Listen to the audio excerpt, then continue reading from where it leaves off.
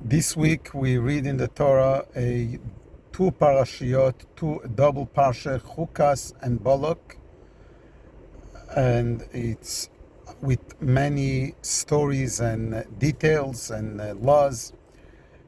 I would like to highlight one lesson from two stories in each of the parshas. First, in Parshas Chukas, there is the story that the Jewish people in the desert, on the way to our Holy Land, to Israel, they've encountered the Og Melech HaBashan, Og, the king of Bashan, a giant, and was very powerful.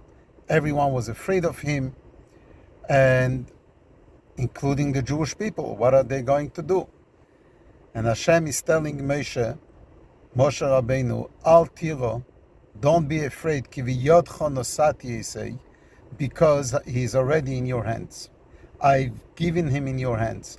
It seems like a big challenge and a big enemy that you won't be able to overcome, but you should know that it's already done. Don't be afraid. You're promised not that you will win, but it's already in past sentence. Ki v'yodcho nosati yisei, very powerful. The second parsha, we're reading about the famous story of Balak, the king of Moab, hiring Balaam, the not-Jewish prophet, to curse the Jewish people. And all the curses are turning positive. There is no curses coming out of his mouth, but only blessings.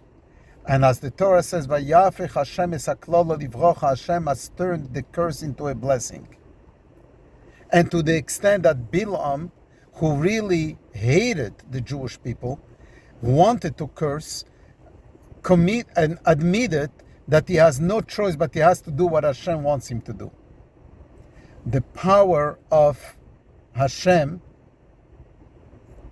making things happen the way he wants, and Al tiro mipachat piseim, don't be afraid of fear. Why? Ki imanu kel, because Hashem is with us. What a powerful lesson.